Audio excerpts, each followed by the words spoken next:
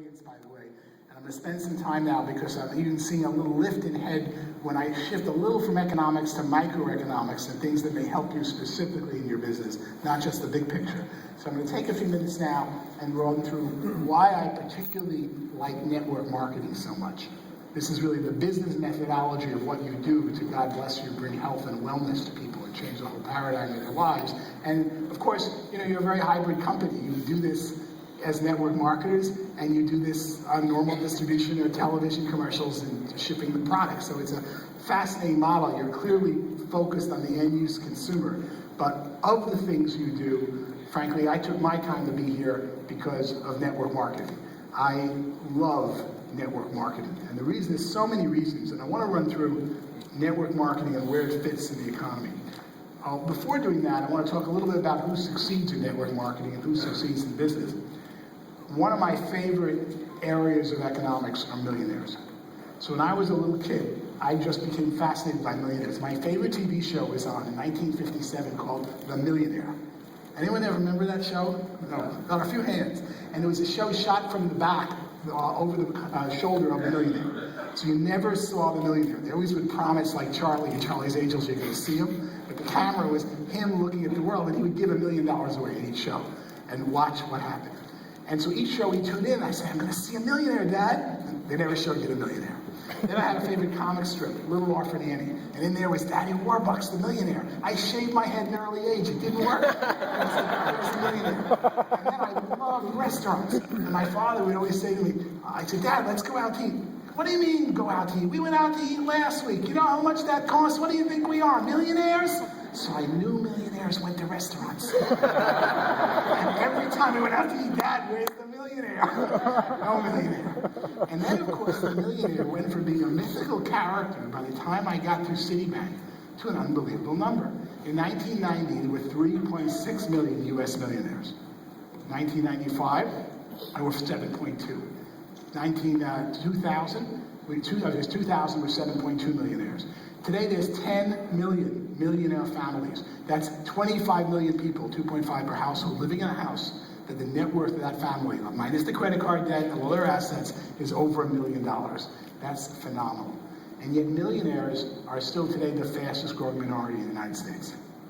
We are increasing millionaires now at a solid 1.5 million people per year, right through this so-called recession. What we're seeing is the most amazing economic conundrum. This is what I spend, frankly, most of my time today is working on unemployment. We live in a world today that the reason Occupy Wall Street was such an interesting phenomenon, watch these people protest Wall Street, is everyone protesting in the park has a brother or sister that works on Wall Street.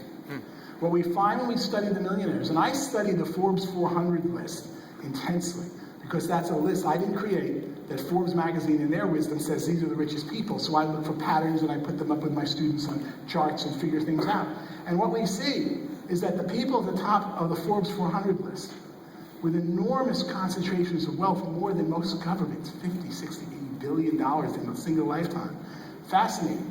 When we look at them, almost all of them have a bunch of things in common. Almost 9 out of 10 didn't finish or go to college. These are the richest people in the world. And I mean, young people are 40, 50, 60 years old, like Steve Jobs' age. The majority of them come from middle-class backgrounds. They in a single lifetime accumulated wealth. Whereas when the Forbes 400 list started, there were 12 Rockefellers alone, 16 Morgans on the list, because old families had money with wealth. They seem to be disappearing. And most important, most of the people on the Forbes 400 list, which are self-made billionaires, have something in common with our last 6 United States presidents. A degree from Yale or equivalent, and a brother in jail. From Roger Clinton, Billy Carter, Neil Bush, Donald Nixon. I've worked with some of these people. My job at different times was keep this underneath, away from the press. And what we see is that the same parents raise someone. So the question I've always asked myself as a teacher of college freshmen, for 21 years I taught a gifted class of freshmen, and I'm fascinated by these people and where they come from. And it used to be if I had a girl at NYU, her brother was in Columbia. Today, her brother literally might be in jail or doing something, I call it bad things, like our last few presidents. And what I see is the old age question is, age-old question is it nature or is it nurture? Is it your genes that make you successful or is it your environment? Prior to 1900, we thought it was all genes. Firstborn male has special genes. We gave him title to everything. Guess what? He stayed rich, proved the theory. The 20th century was about environment. It's all your environment. It's not your genes. It's poor kid is a bad person who should be electrocuted for killing 8 people. It's his environment. We should have sympathy for him. Or he's not really successful and done well. He had all those advantages. Environment. Today, I'm finally there to say it's not nature and it's not nurture. It's neither. And what is neither? You guys. It's motivation. In calculus, we talk about success, f of x, is a function of 10% is your genes. I'm not here to tell you that your genes and your intelligence don't matter. 10% of the function of success is your environment. 80% is the choices you make and the motivation. And I can prove that with any successful person by looking at their siblings. And what we see is that in a world where there's so much opportunity, and we live in a world where, look at our president, where he comes from, that anybody can grow up to anything. The decisions you make, your motivation. And for some people, it's they survived a car crash, they had some major epiphany. It can be just waking up and going, all right, I'm fed up. I'm going to do something about my life. Starting with my weight and health, starting with my business, starting with bringing the weight and health I've discovered it works for me to other people. But I'm going to make a choice. I'm not going to let things happen to me. I'm going to proactively make that choice. And that is so clearly, when you study successful people, the dominant factor. So it's not nature and nurture, it's neither. It's making a choice to do something with your life. And then whatever your genes are, whatever your environment, really don't matter. And you know that whenever you turn the person left or right and say, tell me your story, how you got from here to here. Or, sadly, went from here to here in life. It's the choices you make that determine almost everything today. And it's a very exciting time to be an economist and be a person in life studying this, because people can do so many changes and you really see it empirically.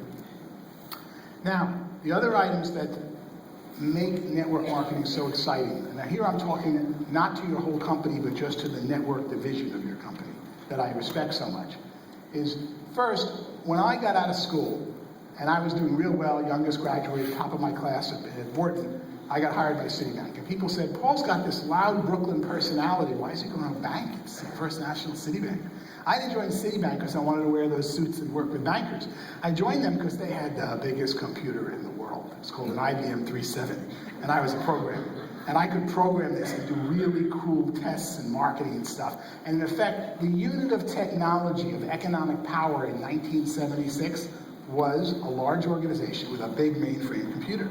Because you could use that mainframe to control data, customer data, and blow away any local bank or local competitor in anything. So people join big companies because the technology. Now, of course, what's changed? What's changed is the unit of technology has shifted from the large computer to the individual PC or the handheld PDA. So today, the biggest companies in the world today, the Vodafones, IBM, Apple, what do they make? They don't make a single product that can make a child smile when he's unhappy, feed you when you're hungry, clothe you when you're cold. What do they make? They make tools that make individuals so much more productive. And the focus of their tools is you.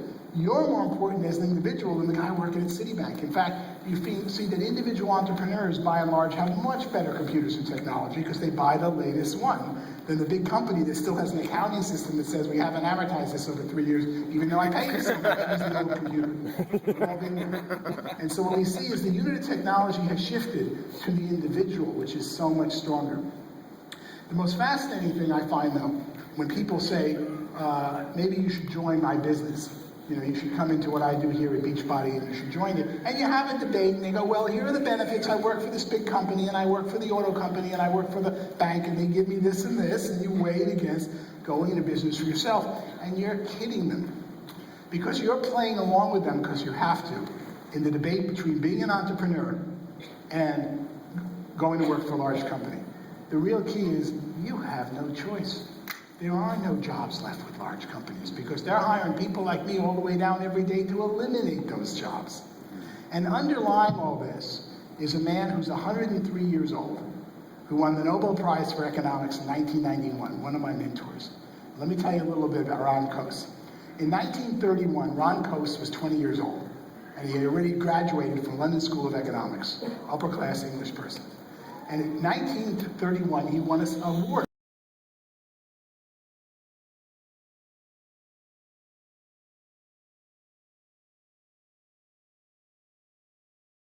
This is the land of Horatio Alger, of, more important, Henry Ford, of Alfred Sloan, of General Electric, Thomas Edison.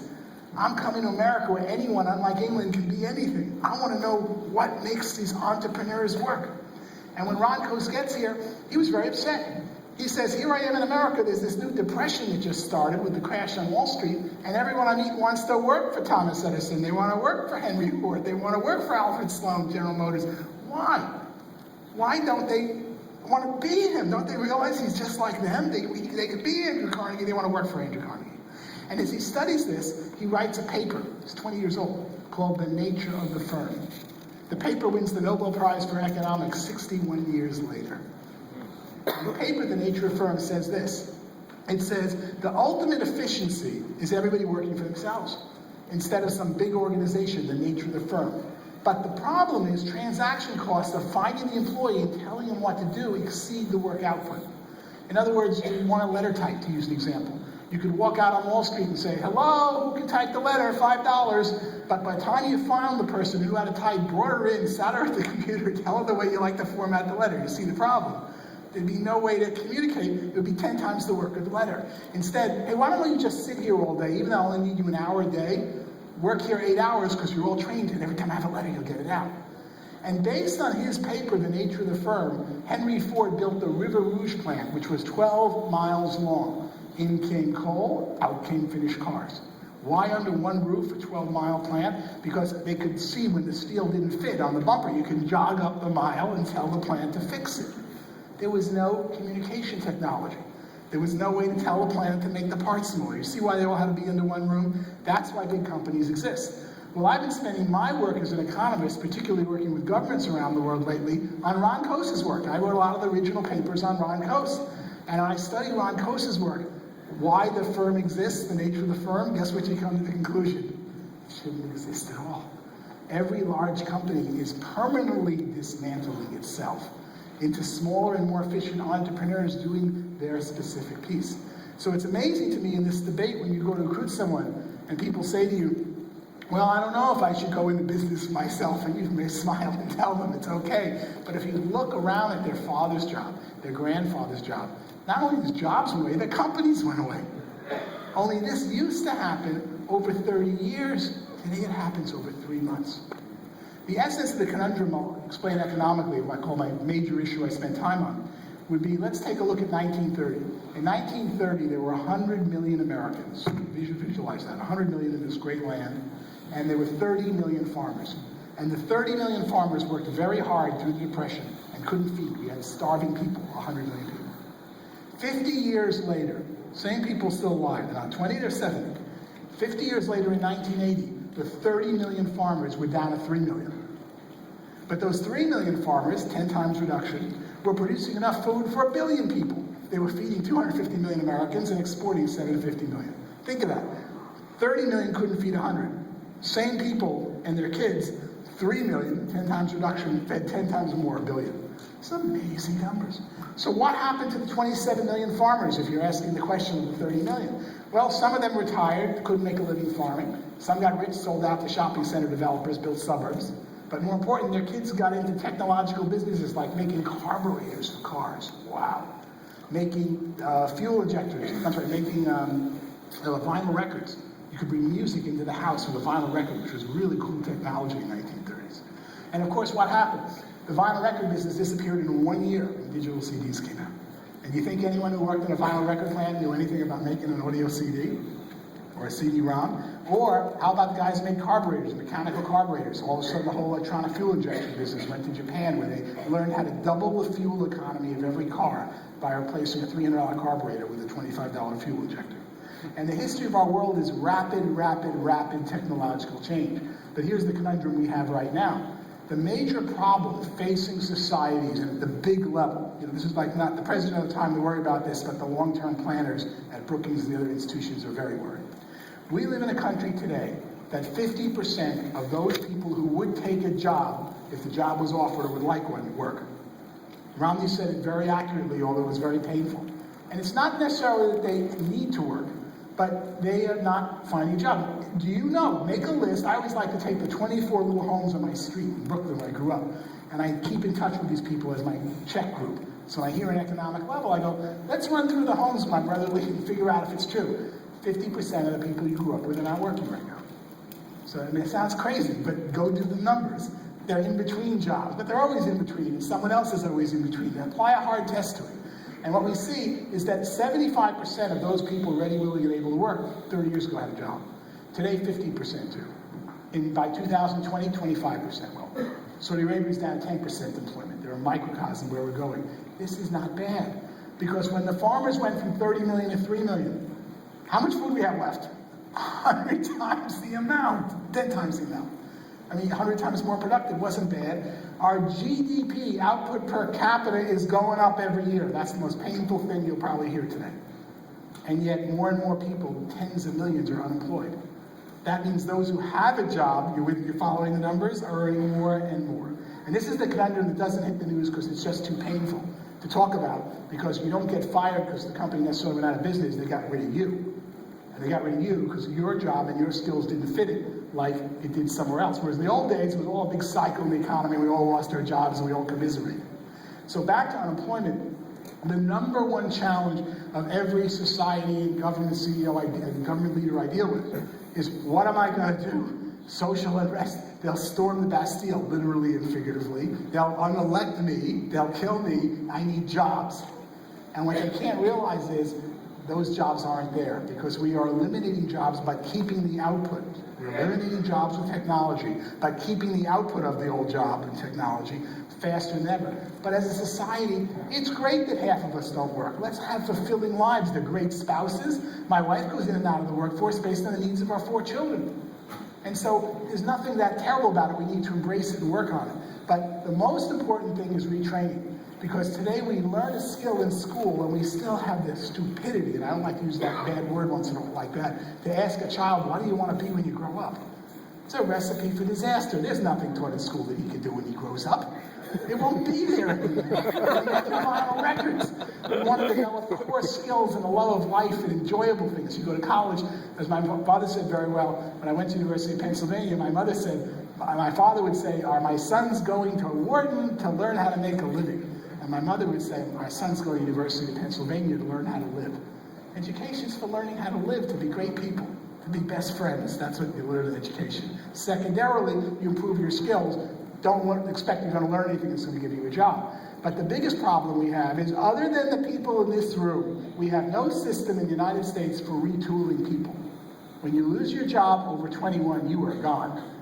There is no one out there hiring you, training you, teaching you new things. And so the reason I love network marketing so much is you take people who, frankly, God bless you, I would argue as a business person, you shouldn't work with this person. You're going to make a lot more money working with this person who's much more motivated, much more efficient. And I come from large organizations where these painful decisions are made. But God bless you, you either don't know enough that this person's been a loser at the last 3 things they did, or you just like them because they're your cousin and your uncle called up and said, you have to hire her. But whatever reason, you prove the pundits wrong. The person succeeds. And even if they don't succeed, they know they had a chance. They'll love you for the rest of your life. So what I love so much about network marketing is the retooling of those 27 million farmers who lost their jobs when they went from 30 million to 3, but farm output increased 1,000%. The retooling of the people that are constantly being thrown out of our economics world today is incredible for what you do. And what you do in training and development at meetings like this that I go to, I'm overwhelmed. When I worked at Citibank, I remember my first review and they told me, you did this wrong, you insulted this person, you did this, and I thought they were going to fire me. Instead, they said, you've got to commit 3 weekends to go work with these top psychologists. We're sending you to a retreat to make you a junior vice president and a vice president of the bank. Wow. They would invest in me. Who invests in anybody today? You know, they throw out people like they're worthless garbage just when they do something wrong. The only industry that with love and compassion invests in people and brings in people is yours. And whenever someone wants to pick on network marketing, you should really get aggressive, not just about the product you do, which is fantastic, but also, and its effect on your consumer, but what you do in giving people a chance to be something with their life. Whether they take the chance or not is up to them. But I can't tell you how much I respect what you do, and particularly love the network part of the distribution in your company. Next reasons. Other reasons I love network marketing so much is lifestyle.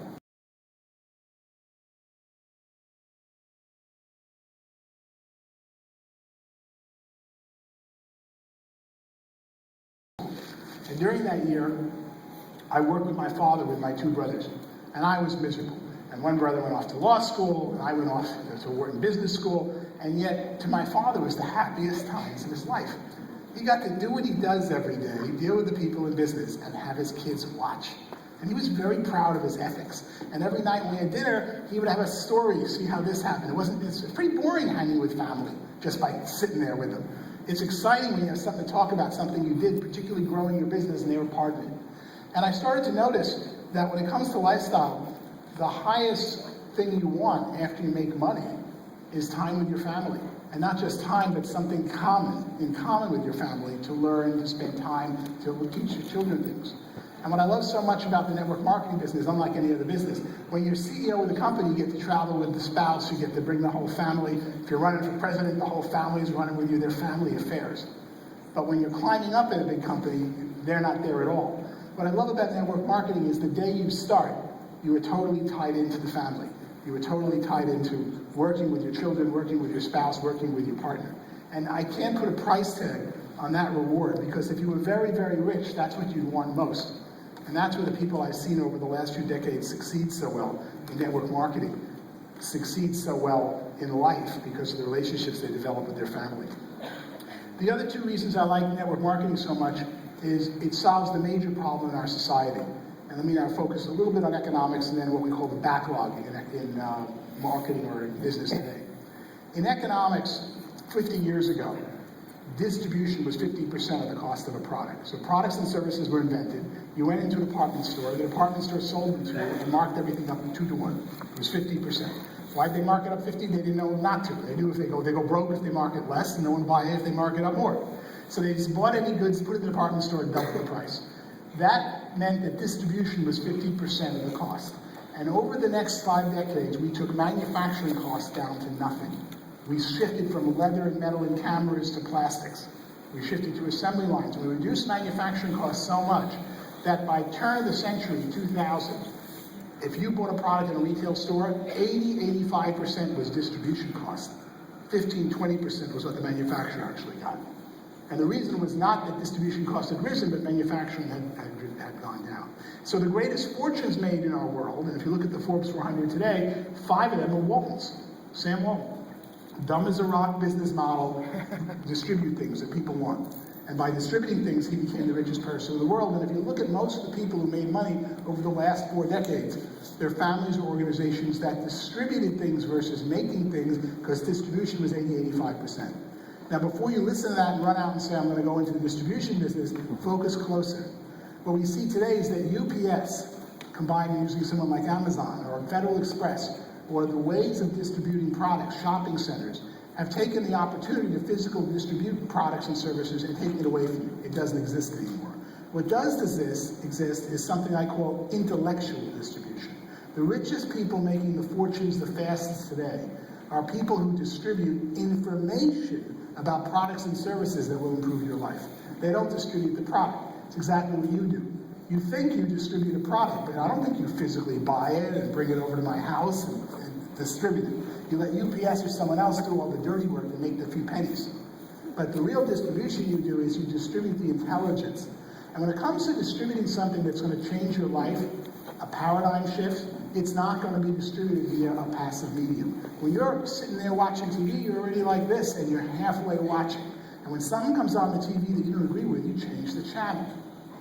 Whereas if they go, you can lose weight, no, I can't lose weight, click. But when you get something engaged in a passive medium, active medium, there's no substitute for a human being sitting right in front of somebody, whether it be pheromones or we don't know what, that says, listen to me, I'm focused on you, I talked a little bit, I interacted with you, and then you can explain the product. So network marketing is one of the last left active mediums versus passive medium.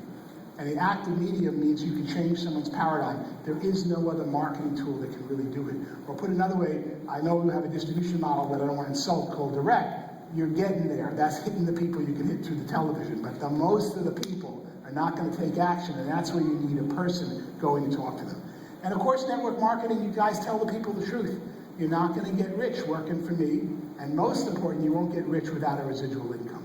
You've got to be able to make a sale, move on, teach someone about a better product and service. Sorry, I used the word sale. Teach someone about a product or service that will improve their life. They buy it, you move to the next customer, they're still buying it, you're still making money. Without residual income, there is no chance of accumulating $1 million. Go find a millionaire, you'll find they do something that makes them money on what they did yesterday. No matter how much they're paid by the hour as a lawyer, a doctor, or any other kind of job, they're not going to accumulate wealth without residual income. You guys, network marketing is the only way telling them the truth when you go through a business model. So I am only warming up here and have about 6 hours more in notes. And I really had a wonderful time. I got to tell you, last night it's blinking, telling me I'm way over. I am going to be around here for several hours now. I hope I'm looking around. I can shake every hand or meet every one of you. But more important, I want to do whatever I can to make you succeed. It's frankly a laydown because you're sitting now at really an amazing perfect storm. You're sitting at a perfect storm with a product that's so in demand. And more important, your product is exercise, it's coaching and emotional support, and of course it's the great product itself that's going to change the diet intake.